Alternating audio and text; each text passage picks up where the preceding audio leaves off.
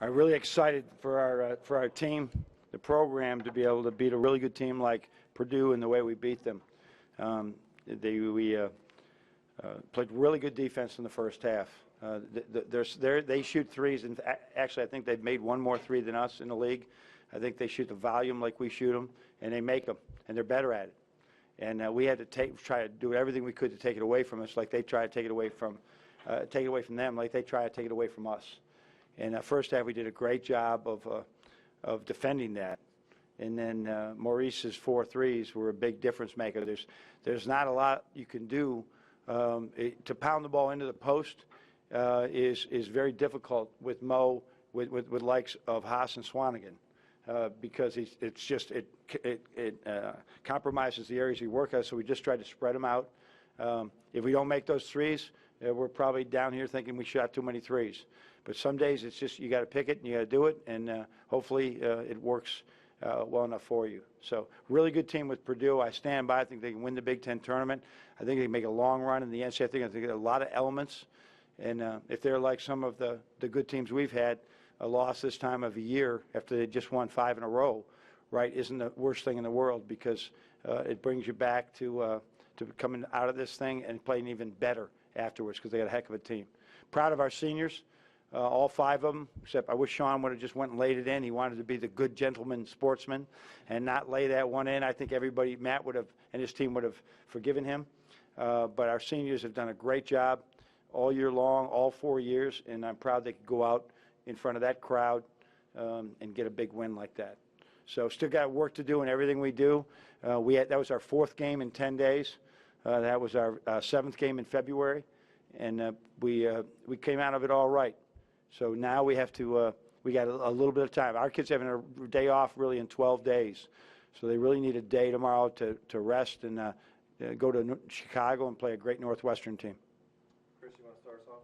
Can you talk about how Mo has evolved on defense? Obviously, he gave what you gave you offense. Yeah, there's still moments on defense, but he understands it, and we got a lot of credit that goes to Sadi and Bill Deilen on that. They've done a great job, and he's committed to doing whatever it takes to help us win.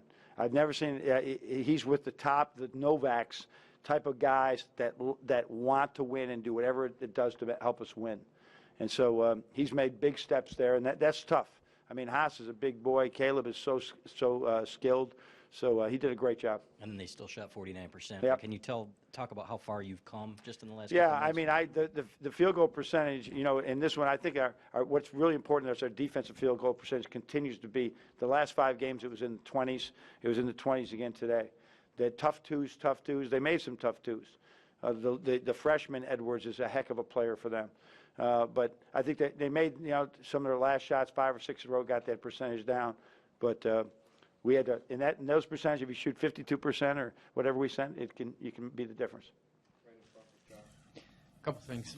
You talk about resume building wins. Yeah. Can you talk about this in relation to that with these guys coming in leading the big Well, the same formula is forever. You got to win, beat top 50 teams, top 25 or better, right?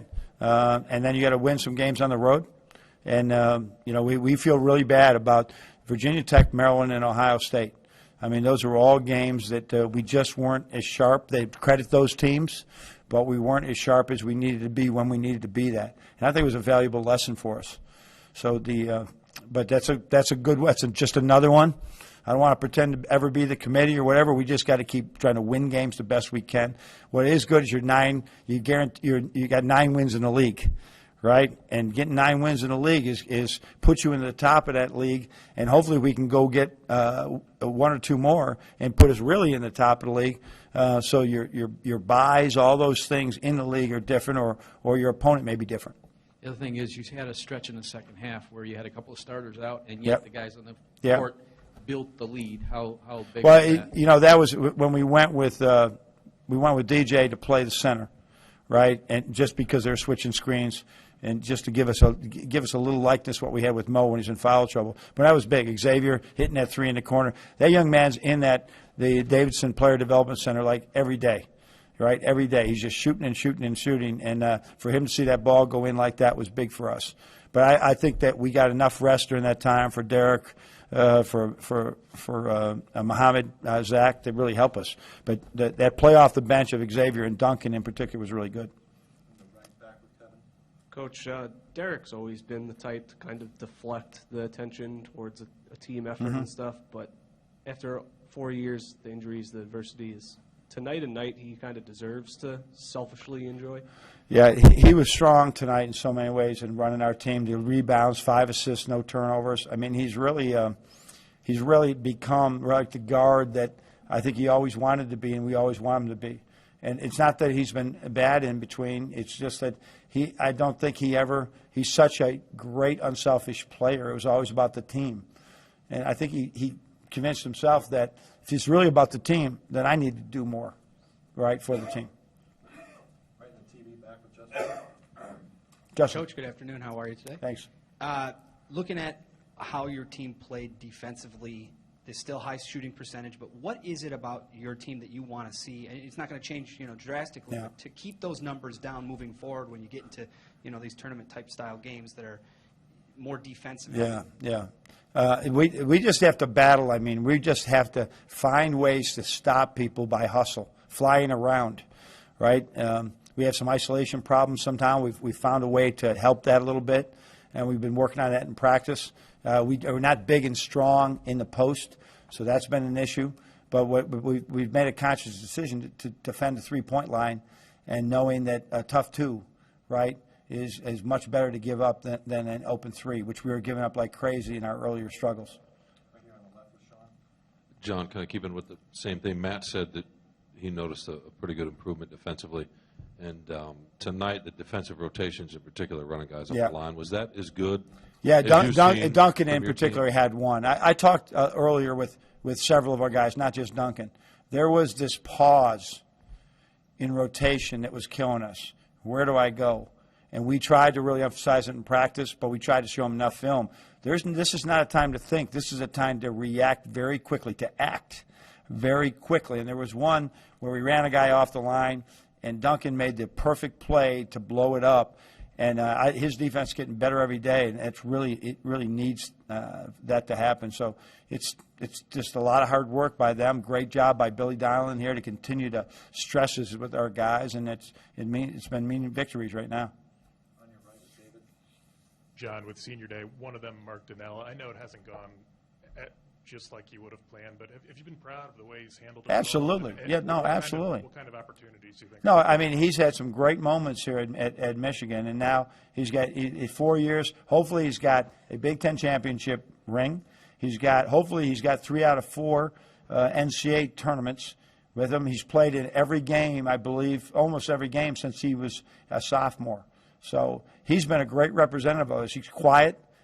He's not as assertive maybe as probably he will be maybe later on in life, but he's a model student. He's done a great job in representing this university. So he's not going to be in the Hall of Fame someday, but he's going to be in the Hall of Fame as far as just having a guy that was a good teammate and working hard every day in practice.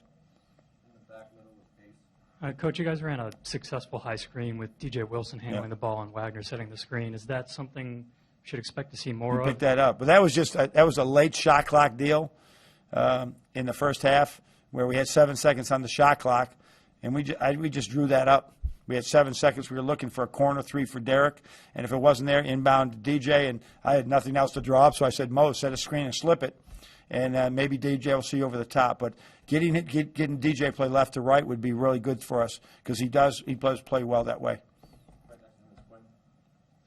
Yep. With Mo, and I mean, you guys have had players who can go off and you kind of feed off of that. It just seems a little bit different, I think, when he starts making shots. It's just the kind of energy in the whole group. Yeah. Is that something that you see as well? This young man came in here at 18 years old from Germany. He'd been to the States a couple times, and he is so loved by his teammates that when he does things well, I mean, he doesn't have a bad word to say about anybody. He's so caring for his teammates. He's got a high level of empathy for every one of them, and he works his tail off every day. So it's a lot of love on this team, and Mo's really promoted that. Right in the middle with Brandon. Brandon. You were kind of saying this earlier, and Coach Painter also kind of touched on this, but looked like with Mo especially, you guys kind of had success starting on the outside and then going inside rather than posting up. Is that really when Mo is at his most efficient offensively, or when he's the? Yeah, he's learning that fine line between shooting a three and driving it. I can't wait to work with him more on selling a shot fake before he does. Sometimes just rips and goes. But he's almost like a forward or a guard in how he plays. But he had some a really good post move inside. So he and DJ have to bottle this thing up, that they can shoot from the outside, but their help teams win. They're going to play professionally if they have a post-up game. So they're not going to just be these 6'10" shooters. They're going to need to grow in that physical part of it.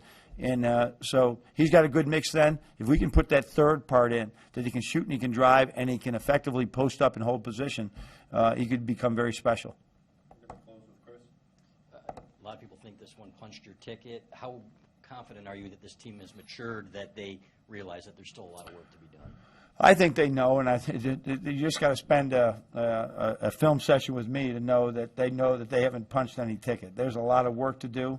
You don't know what can happen down the stretch here with teams that are trying to get in there, and everybody's got a couple games to go, and everybody's got a tournament to go, and we have a great opportunity to build our resume more by going on the road and beating two good teams who haven't lost much at home. So we got to start with Northwestern, really good team. Chris has done a great job. End up with Tim Miles in Nebraska. It's going to be really hard to get those wins, but if we can get them, that certainly puts us in an even better position. All right, thanks everyone.